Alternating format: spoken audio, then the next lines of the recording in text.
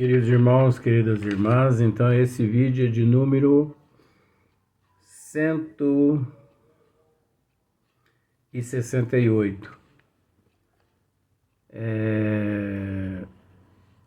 Obsessões e possessões.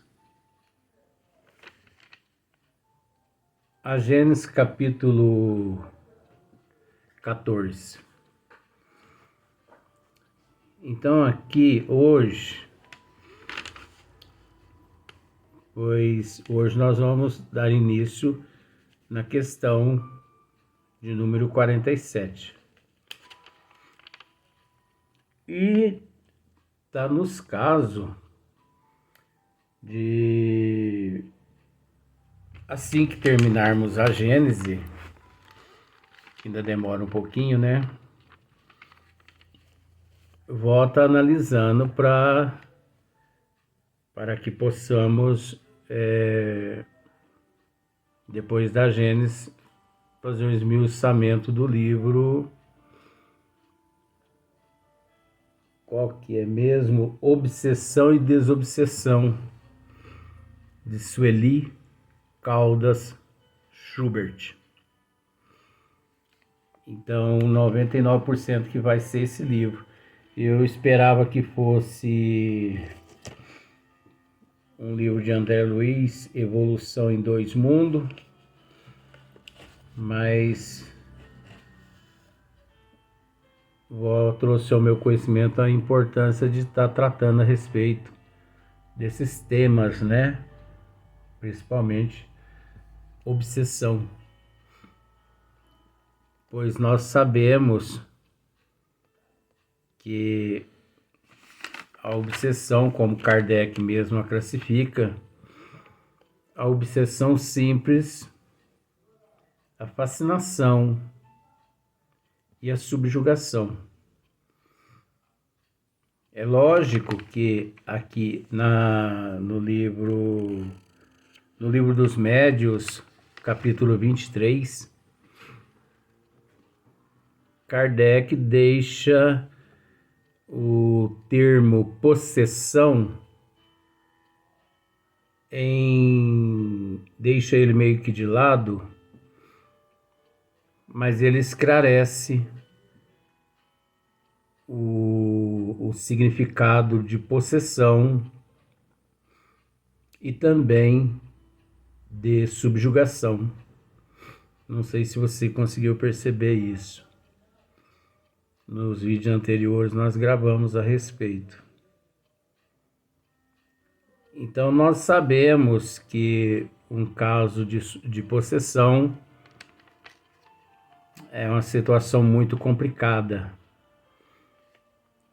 Mas mesmo assim nós temos que respeitar Hippolyte Léon Denisard Riva e o Allan Kardec. Mas se tratando-se de obsessão, nós já estamos esmiuçando já aqui a questão 47. Se tratando de obsessão, é preciso dizer aqui o seguinte, que devido à desigualdade evolutiva, ou de acordo com a desigualdade evolutiva, ou conforme a desigualdade evolutiva,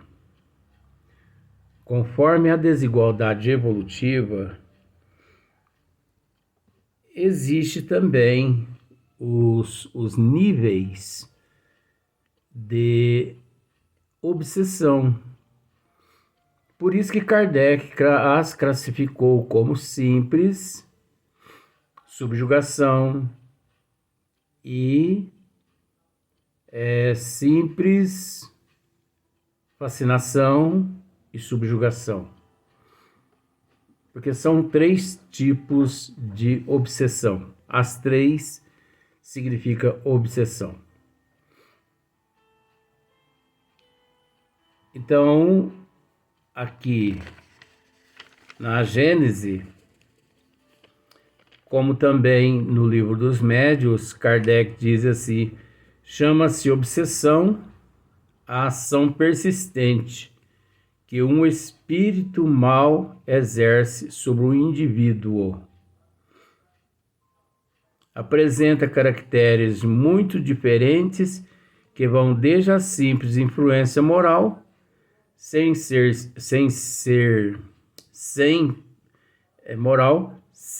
perceptíveis sinais exteriores, até a perturbação completa do organismo. Porque nós sabemos que existe um número. Pensemos da seguinte forma: a Terra hoje, creio que 2023 agora, a Terra ela encontra-se aqui na Terra 8 bilhões de seres encarnados aqui na Terra. 8 bilhões de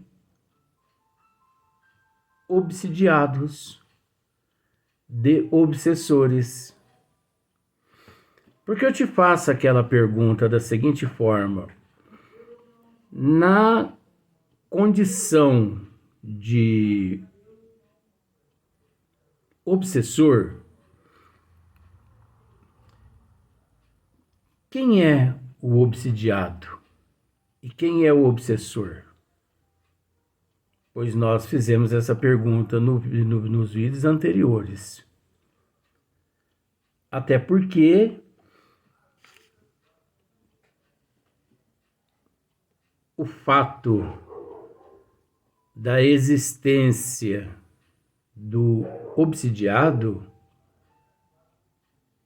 justamente porque na erraticidade, pensemos assim, existe aquele que em existências passadas por ele foi prejudicado. Agora é preciso entender que nós não sabemos, nós não temos condições, a nossa evolução é muito insignificante para saber quando essa trama ou essas tramas tiveram início em nossas existências. Por exemplo, eu vou me colocar como exemplo. Eu sei que eu prejudiquei. Isso é fato, viu? Isso eu não estou inventando, não. Eu sei que eu prejudiquei muitas pessoas em vidas passadas. Tanto é que um dia, fazendo curativos nas pessoas nas periferias de São Sebastião do Paraíso, eu perguntei ao professor: mas professor, qual a finalidade desses curativos? Por que faço curativo nestas pessoas? Ele falou assim: meu filho, agradeça a Deus a oportunidade que estás tendo de fazer esses curativos, pois cada curativo que você realiza ameniza um pouco a dor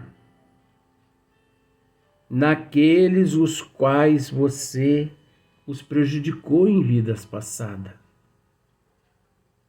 Pois você nada mais, nada menos encontras aliviando a dor daqueles os quais você mesmo lesou. Então olha só para ver. Aí eu, tonto da Silva Sauro, né? Perguntei: então quer dizer que essas pessoas que faço curativo nelas foram as pessoas que eu prejudiquei? Não, meu filho. Não. Não é assim que as coisas funcionam.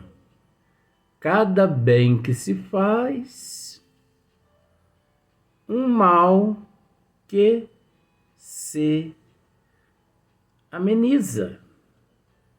Cada bem que se faz, um bem que se acentua, aliás, cada bem que se faz, um mal que se acentua, cada bem que se faz, um mal que se diminui. Então é uma bênção a caridade, porque você atua aqui, atua ali e vai amenizando a tua dívida. Aí eu, Tonto da Silva Sauro, o agradeci. Ah, muito obrigado.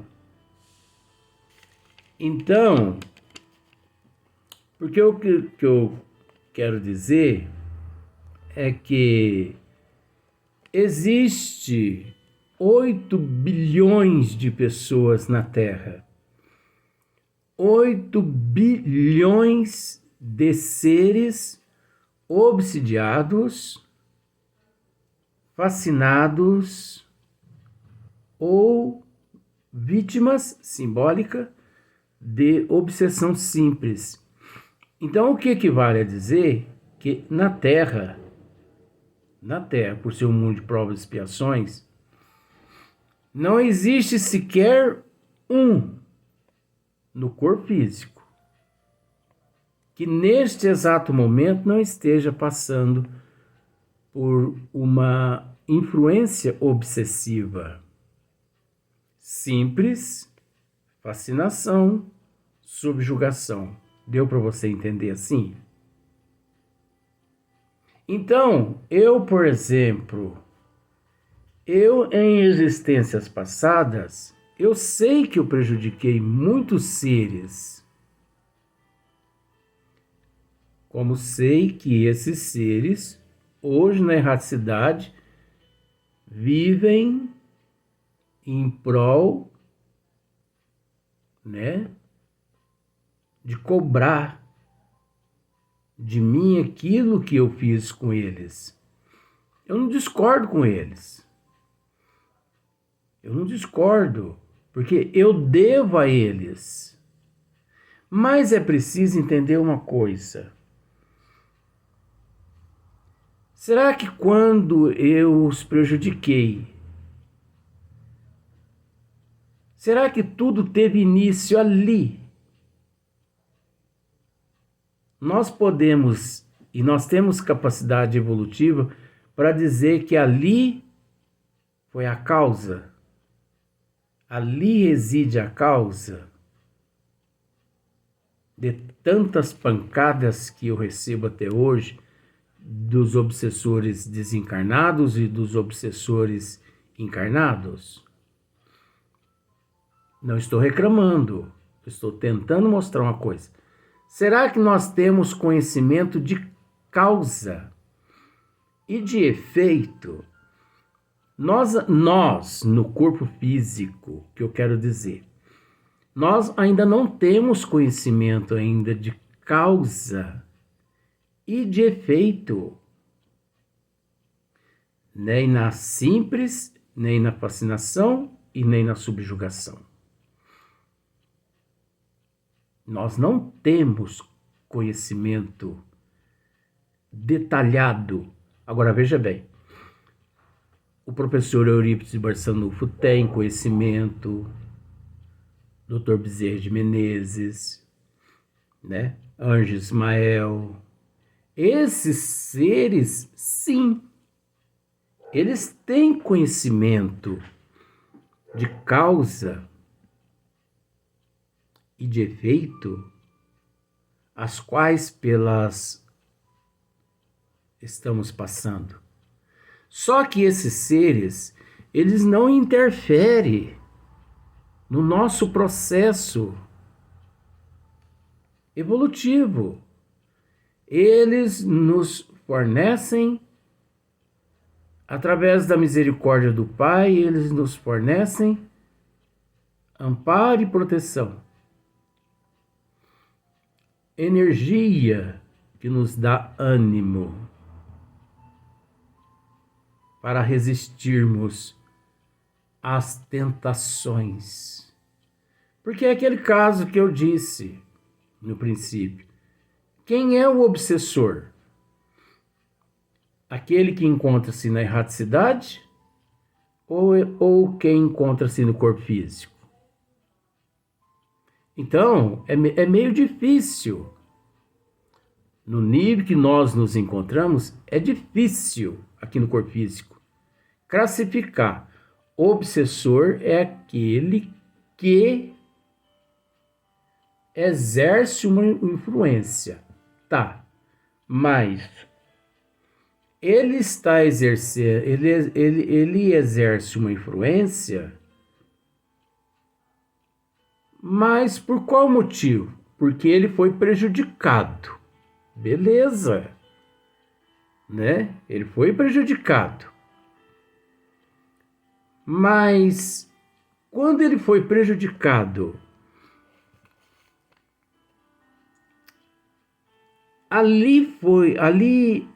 a causa foi ali. A trama teve início ali. Nós ainda não temos evolução suficiente para saber. Eurico Barçanufo sabe, Dr. Bezerra de Menezes sabe. Você entendeu como é que é? Mas nós não. Por isso, nós temos que entender, existe 8 bilhões de seres na Terra, físico. Então vamos pensar assim, 8 bilhões de seres obsidiados. Quando não obsessão, subjugação, obsessão, fascinação, quando não fascinação e subjugação, obsessão simples. Então, o que nós temos para dizer é o seguinte: no mundo de provas e expiações, somos todos obsidiados. Agora, é interessante que existem situações que, vamos só analisar, vamos colocar no meio só para você entender. Existem situações que eu prejudico, eu mato uma família toda. E aquela família, podendo ela, às vezes, me perdoar, porque ao chegar no plano espiritual, elas tomam conhecimento da lei de causa e efeito e elas me perdoam. E elas, em vez de se tornarem meus obsessores, elas se tornam meus protetores. Então, olha só para você ver, matei uma família inteira. Mas é interessante que nós contraímos obsessores, ou se contrai um obsessor. Por isso que eu faço essa pergunta. Ali naquele ato, tem-se início a causa responsável por todo o efeito? É impossível dizer que sim. Ali temos a causa da obsessão, né? Toda. Por quê? Porque olha só para você ver, no livro de Sueli Caldas Schubert, que é de de Obsessão e Desobsessão, nós vamos ler lá uma história de uma mulher que se manifestou numa casa espírita, um espírito de uma mulher que se manifestou numa casa espírita, e ela estava super revoltada. Então ela se encontrava na condição de obsessora do marido dela. Vou contar a história mais ou menos, porque faz parte do estudo, para você ver como que às vezes tem pessoa que só de você dar um tapa na cara dela ou dele, ele já se transforma num obsessor teu. Na próxima existência, podendo aquele tapa gerar umas 2, 3 encarnações para frente, ele como teu obsessor, por você ter dado um tapa na cara dele. Então, no livro de Sueli Caldas Schubert, um casal, se não me falha a memória, parece que eles tinham uns 3, 4 filhinhos pequenininhos, né? Criancinhas, assim, 1 ano, 2 anos, 3 aninhos, né? E a esposa faleceu. E ela faleceu e foi levada para o plano espiritual e tudo. Eu não vou narrar 100% não, porque é um pouquinho longa a história. Mas se você já leu esse livro, você sabe a história que eu estou dizendo. Mas um dia ela foi lá visitar a família, o marido e os filhinhos. Ela viu que o marido havia arrumado uma outra, né, uma outra mulher, e eu vou dizer assim, ele estava se relacionando com a outra mulher, ele, vamos dizer assim, casou com a outra mulher. Eu estou inventando essa história assim. Ela desencarnou, ele casou com a outra mulher, né? Paquerou uma outra ali e casou. Qual o problema nisso? Se fosse o contrário, ela também não iria arrumar um outro nestas condições? Veja bem. E por esse motivo, dela ver ali dentro do lar dela, do marido, junto com os filhinhos dela, ela começou a emitir ondas negativas na direção do marido encarnado. Então ali ela começou a obsidiar o marido, a torturá-lo. Aí sei que ela se manifesta numa casa espírita. Eu vou abrir a história. E depois que ela narra tudo essa história para o doutrinador, e para simplificar a história, eu vou usar doutrinador também.